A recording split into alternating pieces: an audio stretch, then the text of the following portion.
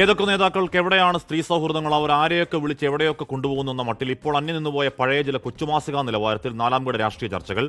ആ രാഷ്ട്രീയ നൈതികത അപ്പാടെയുടെ തട്ടത്ത് വെച്ച് സോഷ്യൽ എഞ്ചിനീയറിംഗ് എന്ന ഓമന പേരിൽ ആരെയൊക്കെ എങ്ങനെയൊക്കെ സുഖിപ്പിച്ചാൽ കിട്ടും 10 വോട്ട് എന്ന പക്കാ കമ്മ്യൂണൽ ജാതിമത വർഗീയ ഗവേഷണങ്ങൾ അരങ്ങുവാഴുന്ന ഒരു റിഗ്രസീവ് രാഷ്ട്രീയ കാലത്ത് ആരോഗ്യ കേരളത്തിന് താഴെത്തട്ടിലെ ചില കണക്കുകൾ പേടിപ്പിക്കലാണ്.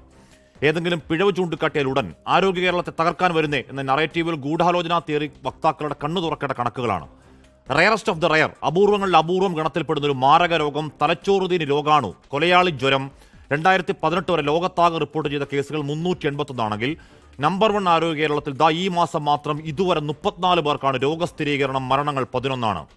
ആരോഗ്യവകുപ്പ് കൗശലത്തോടെ പൂഴ്ത്തിവെച്ച് വാർത്തയായപ്പോൾ മാത്രം പുറത്തുവിട്ട സർക്കാർ കണക്കുകൾ പ്രകാരം ഈ വർഷം മാത്രം 81 പേർക്ക് രോഗം, 21 പേർക്കാണ് മരണം. പരിശോധന ശക്തമാക്കിയെന്നൊക്കെ ന്യായം പറഞ്ഞാലും 2016-ലും 19-ലും ഓരോ കേസ്, പിന്നീടുള്ള 3 വർഷങ്ങളിൽ 5 രോഗബാധ, 2024 അത് 38-ലേക്ക് സ്കൈ റോക്കറ്റിംഗ് ആണെങ്കിൽ തലച്ചോറ് ബാധയിൽ മരണവർദ്ധനമെങ്കിൽ സംശയമില്ലാത്ത പരിണാമ മരണക്കണക്കുകൾ ഭയാനകമാണ്. അതിലും ഭയാനകമാണ് നിപ്പ പോലെ തന്നെ ഈ മുടിഞ്ഞ വ്യാധിയുടെ ഉറവിടം, കാരണം ഇത്ര വർഷങ്ങളിൽ ആരെങ്കിലും പഠിച്ചോ, ആർക്കെങ്കിലും അറിയുമോ? ആദ്യം പറഞ്ഞത് പായൽ മൂടിയ കുളങ്ങൾ, പിന്നത് പൊതുജലാശയങ്ങളായി, നീന്തൽ കുളങ്ങളായി, പിന്നത് വീട്ടിലെ കിണറുകളായി.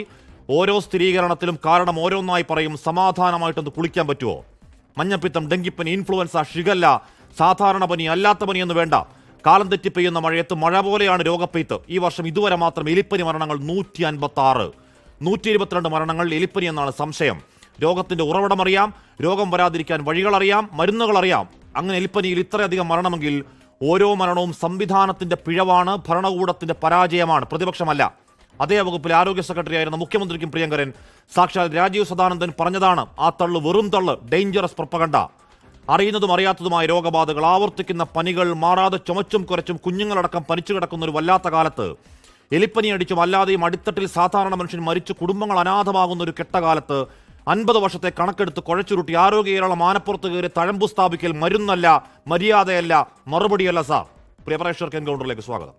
ലോകത്തെവിടെയായാലും ഏത് സമയത്തും 24 വാർത്തകളും ഓഗ്മെന്റഡ് റിയാലിറ്റി പാക്കേജുകളും എക്സ്പ്ലെയിനറുകളും വിശദമായി കാണാൻ ഞങ്ങളുടെ യൂട്യൂബ് ചാനൽ നിങ്ങൾക്ക് സബ്സ്ക്രൈബ് ചെയ്യാം.